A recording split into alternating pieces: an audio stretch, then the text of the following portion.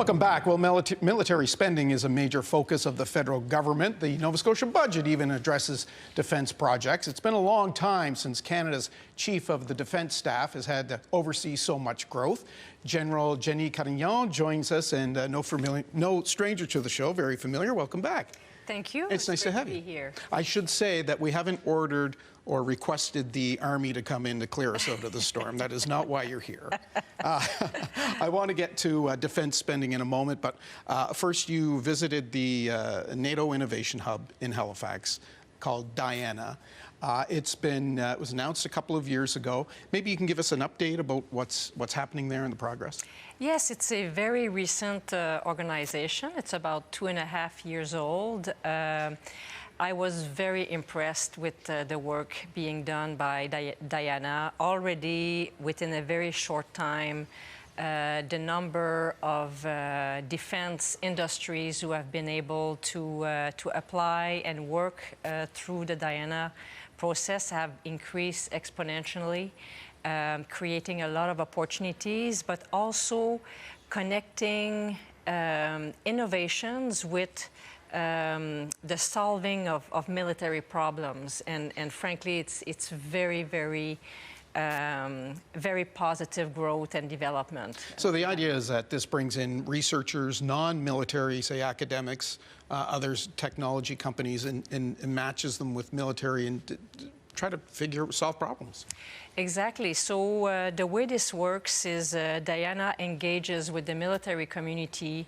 They craft what they call challenges, which are military problems to solve. And then businesses are brought in and offered the possibility to take on the challenges. And then once they go through the various steps, there's possibilities to develop prototypes and then engage into contracts and then basically start producing the devices that are required. And sometimes within 12 months, which is really a significant accomplishment. That's lightning speed sometimes within military. Absolutely. Yeah. Let me ask you about spending, because there's just been so much talk of it of late. And I think the last time you were here, we talked about the possibility of things like new submarines. We know that's going to happen now. And I won't ask you about the procurement process, but what is the Navy doing to prepare in advance of whoever wins the bid? So the Navy is looking at the transition. So organizing this transition is going to be very important. Going from one platform to another will imply divestment of our old platforms and then training towards the new platforms coming in. So this is a significant endeavor, and this is what we are experiencing with the Army and the Air Force as well, with other types of platforms.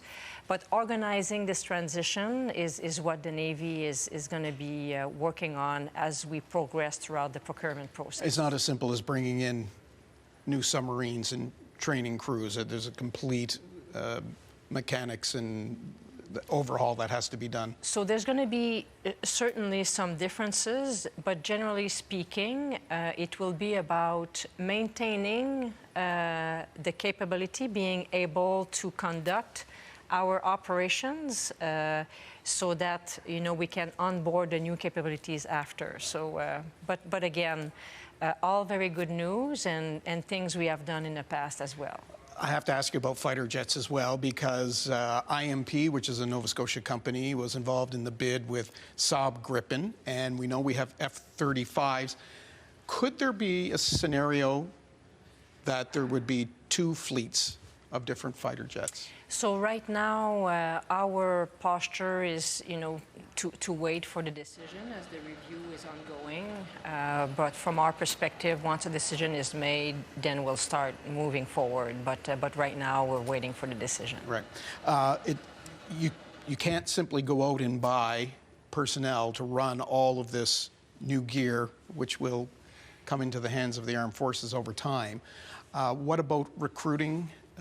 Where are the new members coming from? And I know you've been heavily involved in the recruiting process since in your tenure. Are enough people coming 4th, how much of a challenge does that remain?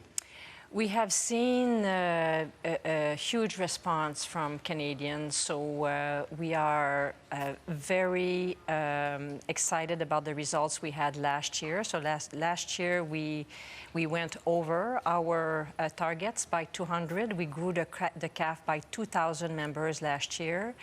And this year, it's going to be even better. We have increased our target to 7,600 this year. And we are already at over 90% achieving this with, a couple of months remaining, so in a year.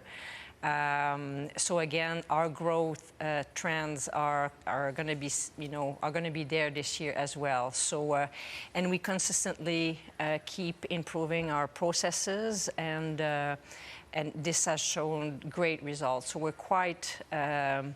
We are well set for CAF growth again this year. We're sitting here on the East Coast, but it feels like a lot of the attention for the armed forces in the coming years will be the North.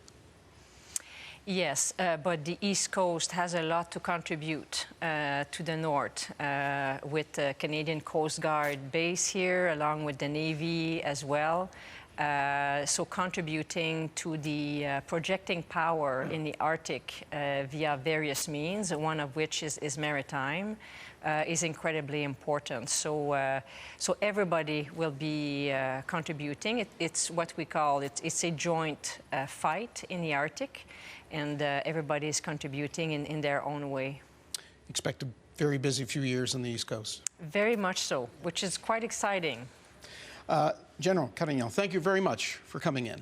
Appreciate your time. Thank you very much. That is the Chief of the Defense Staff. We will take a break. We'll be right back.